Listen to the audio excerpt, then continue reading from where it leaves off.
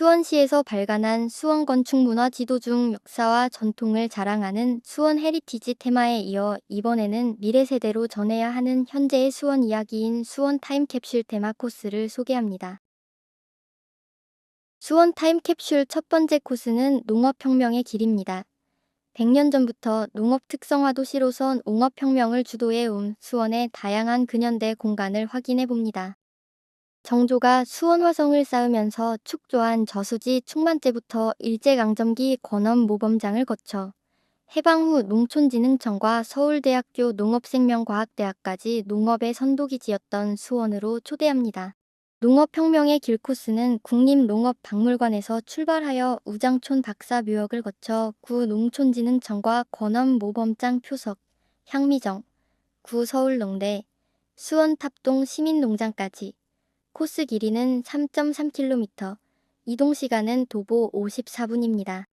2022년 개관한 국립농업박물관은 정조대왕이 농업을 장려하기 위해 축조한 충만제를 시작으로 근현대 대한민국의 농업을 이끌었던 역사를 품고 2014년 전주 혁신도시로 이전하기 전까지 농촌진흥청이 있었던 곳입니다. 국립농업박물관의 주요 시설로는 농업관, 어린이박물관, 식물원 등 전시체험시설이 있는 본관과 식문화체험관이 있는 별관 교육동, 그리고 야외 체험시설로 구성되어 있습니다.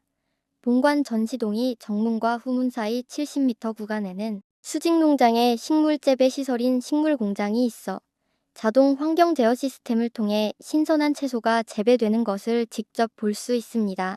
야외 체험시설에는 다랭이 논밭, 과수원 등을 조성하여 농촌 경관을 재현하고 계절별로 다양한 농작물이 자라는 것을 볼 수 있습니다. 명성 황후 시해에 가담해 일본으로 망명했다가 조선의 자객에 의해 살해된 아버지 우범성과 일본인 어머니 사이에 태어난 우장춘 박사는 도쿄 제국대학 농학부를 졸업한 후 일본 농림성 농사시험장에서 육종학 연구를 하였습니다. 유채와 배추과 작물의 개돔을 분석하여 새로운 종의 합성서를 세계 최초로 발표하였습니다.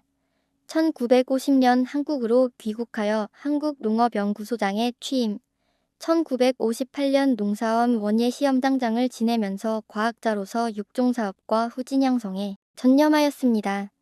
농업 발전에 기여한 공을 인정받아 별세 3일 전에 대한민국 문화포장을 받았습니다. 우장춘 박사 묘역에는 농업을 통해 경제성장을 뒷받침한 농촌진흥청 초대 청장 정남규 박사와 제5대 농촌진흥청장인 김인환 박사도 관장되어 있습니다. 우장춘 박사 묘소가 있는 여기사는 청동기 시대와 은삼국 시대에 토기 및 철기류가 출토된 선사유적지이며 범계탄 벽시가 발견되어 정조대왕의 둔전으로 농사를 지었음을 확인할 수 있습니다. 조선시대부터 근현대 권엄 모범장과 농촌진흥청에 이르기까지 여기사는 농업연구의 산실로 오랜 세월의 흔적을 찾아볼 수 있습니다. 농촌진흥청은 2014년 전북으로 이전하기 전까지 50년 넘게 한국 농업 연구와 발전의 심장 역할을 했습니다. 이 일대에서 이어져 온 농업 연구의 역사는 정조대왕의 업적을 기반으로 합니다. 정조대왕은 농업진흥을 위해 충만제를 만들고 일대의 황무지를 개간해 논밭을 만들었습니다. 이후 일제는 한국 농업에 대한 지배 질서를 구축하고자 여기에 권엄 모범장을 설치했습니다. 해방 후에는 미군정 아래에서 중앙농사시험장과 농사개량원으로, 정부 수립 후에는 농사기술원으로, 한국 전쟁 후에는 농사원으로 1962년부턴 농촌진흥청이라는 이름을 갖게 되었습니다. 1961년 완공된 구 본관은 건축가 김정수의 작품입니다. 그는 1960년대 국내 모더니즘 건축을 선도하며 실험성 짙은 건축물을 남겼는데 서울 종로의 YMCA가 그의 대표작입니다. 군 옹진청 본관 건물은 정면에서 보면 2층이나 실제로는 지형의 고저차로 인해 뒤에서 보면 3층입니다. 인면을 보면 수평으로 긴 뒷창과 하얀색 외벽면의 조합이 경쾌하고 담백한 인상을 주며 현관 앞에 설치된 T자형 캐노피는 이 기관의 합리적이며 진취적인 성격을 잘 나타내고 있습니다. 현재는 농진청 국립식량과학원 중부작물부로 사용하고 있습니다. 현재 남아있는 건축물 중 가장 오래된 것으로 일제 강점기인 1928년부터 1931년 사이에 건립된 종해부 건물이 있습니다. 2층 규모의 벽돌 구조로 간결함과 비례감이 돋보이며 배면과 측면에 돌출시킨 굴뚝선이 수직선을 강조하면서 권위적인 인상도 줍니다.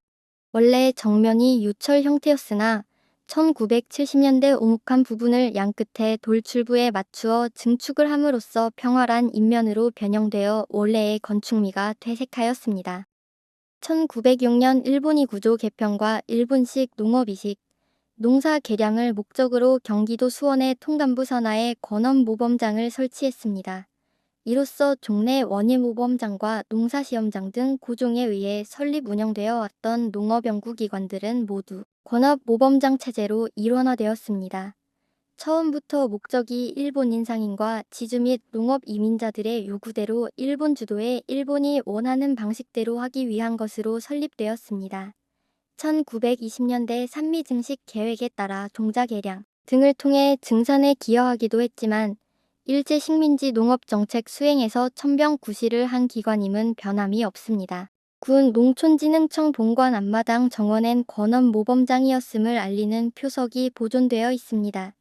총 3개인데 그중 가장 왼쪽 기단 위에 대를 세운 직육면체 화강석과 가운데 마름모 기둥에는 한자로 권업모범장이라고 쓰여 있습니다. 일제시대 일본인 지주들은 1906년부터 권업모범장 주변에 대규모 농장을 설치해 경영하기 시작하였고 1906년에는 군무한명회사, 1907년에는 동산농사주식회사가 수원군 남부와 북부면에 설치되어 본격적인 쌀농사에 돌입하였고 동양특식 주식회사의 동청농장도 설치되었습니다.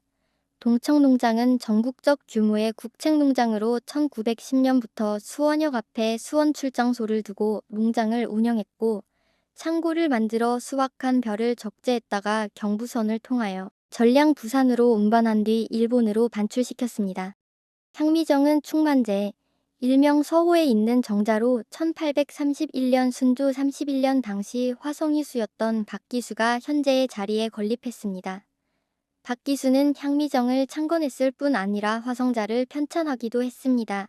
향미정이란 이름은 중국 시인 소동파의 시고의 서호는 향주의 미목 같다고 읊은데서 그 이름을 따서 지었다고 합니다. 1908년 순종임금이 기차를 타고 수원 능행을 했을 때 윤걸릉 참배 후 서호 임시정거장에 도착하여 충만제 뚝방길을 지나 향미정에서 차를 마시며 쉬었던 유서 깊은 정자이기도 합니다. 향미정은 1986년 수원시 향토유적 제1호로 지정받았고 초축 시기에 대한 명확한 자료가 있고 정자의 주요 구조부가 최초 창건 시의 모습을 잘 유지하고 있어 역사적, 인물사적, 건축사적, 농업사적 가치를 인정받아 2021년 경기도 문화재 자료로 승격받았습니다. 충만제는 화서문 서쪽 지역의 농업 활성화를 위해 1799년 정조 23년에 만든 저수지입니다. 여기선 아래에 평지에 만들었으며 제방 아래로 충만둔 혹은 서둔이라 불리는 구경농장을 만들어 농업생산량의 증대를 꾀했습니다. 수원 화성의 북쪽에 북호가 있기 때문에 현재는 서호라고 불리며 낙조가 아름답기로 유명합니다. 서호를 중심으로 조성된 서호공원은 쾌적한 휴식 공간으로 많은 시민들이 이용하고 있습니다. 수원농림학교는 대한제국 학부가 1904년 한성부 수진동에 설치한 농상공학교의 농과였습니다. 대한제국은 1906년 농과를 독립시켜 옹상공부가 관장하는 2년제 농림학교로 개편했으며 이듬해 수원 서둔동으로 이전했습니다. 일제강점기에 농림학교를 권업모범장에 부속시키고 교장을 겸임하도록 했습니다. 1918년 권업모범장에서 독립해 수원농림학교가 되었으며 이후 조선총독부가 농림전문학교로 승격시킨 뒤 수원고등농림학교가 됐다가 해방 이후 국립서울대가 개교하면서 서울대학교 농과대학으로 편입되었습니다. 이곳은 2003년 서울대 관악교정으로 옮기기 전까지 농업발전을 이끄는 연구자를 배출하고 민주화 운동기에는 불의에 항거한 학생운동의 구심점 역할을 했습니다.